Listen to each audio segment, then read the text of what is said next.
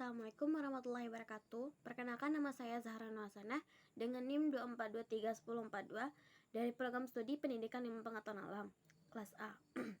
Saya akan menjelaskan mengenai hukum dasar ilmu kimia. Perkembangan ilmu kimia berawal sejak para ahli kimia melakukan berbagai percobaan.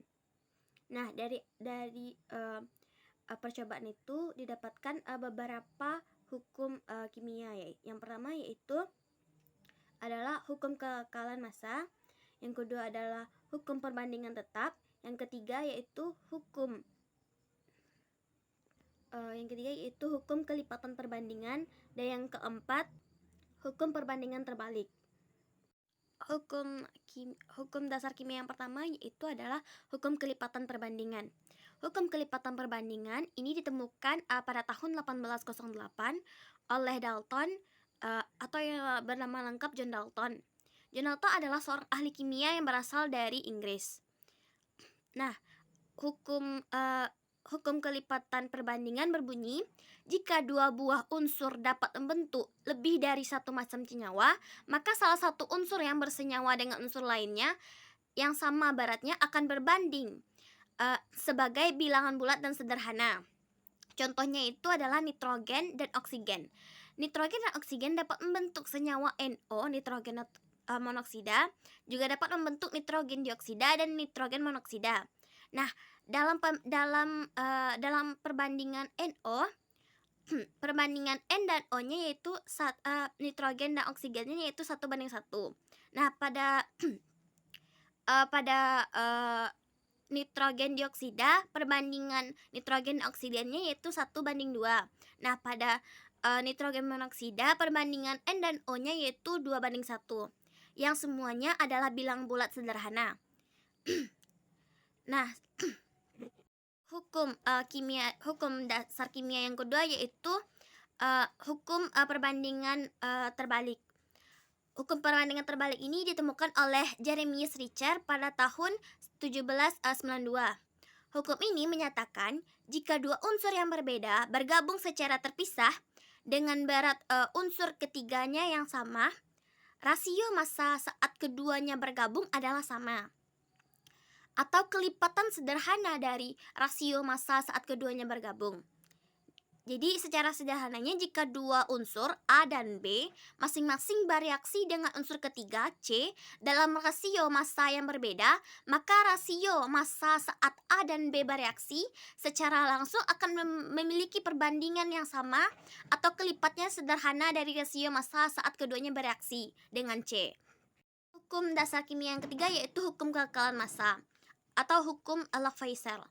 Hukum Lavoisier ini ditemukan oleh Antoine Laurent Lavoisier. Lavoisier adalah seorang ahli kimia yang berasal dari Prancis. Lavoisier menemukan hukum ini pada tahun 1789. Karena penemuannya ini, Lavoisier dikenal sebagai bapak kimia modern. Hukum Lavoisier berbunyi, massa dari suatu sistem tertutup akan konstan meskipun terjadinya berbagai proses di dalam sistem tersebut. Lavoisier melakukan percobaan dengan memanaskan merkuri oksida sehingga menghasilkan zat logam merkuri dan juga oksigen. Kedua produk tersebut direaksikan kembali dan menjadikan terbentuknya zat merkuri oksida. Hal ini menunjukkan bahwa massa gas oksigen yang telah dihasilkan pada kegiatan pembakaran merkuri oksida sama dengan massa oksigen yang diperlukan untuk mengubah logam merkuri menjadi merkuri oksida. Nah, pada percobaan yang kita lakukan terbukti bahwa hukum Lavoisier itu memang benar. Jadi pada saat kita memasukkan itu pada tabung Y, pada kaki kanannya itu kita memasukkan barium klorida, dan pada kaki kanannya kita masukkan natrium sulfat. Lalu kita menimbangnya sebelum reaksi hasilnya itu 36,4 gram. Lalu kita mereaksikan kedua larutan tersebut dan menimbangnya kembali, eee, dan didapatkan hasilnya sama, yaitu 36,4 gram. Jadi massa sesudah reaksi dan setelah reaksi itu sama, sesuai dengan hukum kekekalan massa. Selanjutnya yaitu hukum Frost atau hukum perbandingan tetap. Hukum Frost adalah hukum yang menyatakan bahwa perbandingan massa unsur-unsur dalam suatu senyawa kimia adalah tertentu dan tetap. Hukum Frost atau hukum perbandingan tetap dikemukakan pertama kali oleh Joseph Louis Frost, seorang ahli kimia dari Perancis. Frost melakukan berbagai percobaan mulai dari tahun 1797 hingga 1808, yang kemudian menjadi bukti dari terbentuknya hukum perbandingan tetap. Hukum perbandingan tetap berbunyi, perbandingan massa unsur-unsur dalam suatu senyawa adalah tertentu dan tetap. Nah, untuk membuktikan percobaan perbandingan tetap ini, kami melakukan reaksi antara larutan timbal 2 nitrat dan larutan kalium iodida yang dilakukan sebanyak 7 tabung reaksi dengan perbandingan yang berbeda-beda. Dan didapat pula hasil endapan yang berbeda-beda. Nah, hasil endapan yang paling tertinggi didapat pada tabung reaksi yang C dengan perbandingan volume larutan timbal 2 nitratnya yaitu 3 dan volume kalium iodidanya yaitu 7. Nah,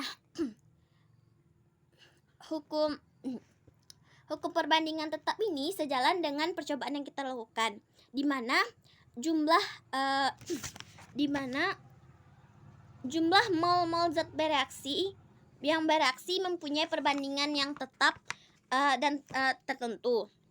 Contohnya seperti pada tabung reaksi yang pertama, yang A, dengan volume larutan timbal 2 nitratnya 1 dan volume kalium iodidanya itu 9, didapatkan mol mol perbandingannya itu 1:9. Dan pada tabung reaksi yang ke G, itu volume timbal 2 nitratnya itu 9 dan volume kalium iodida itu 1 dan perbandingan mol timbal 2 nitratnya dengan mol kalium iodidanya itu 9:1. Jadi memang terbukti bahwa jumlah mol zat-zat bereaksi itu telah mempunyai perbandingan yang tetap dan tertentu. Hanya itu yang dapat saya sampaikan. Mohon maaf atas kesalahan, dan saya ucapkan terima kasih atas perhatian. Saya akhiri. Assalamualaikum warahmatullahi wabarakatuh.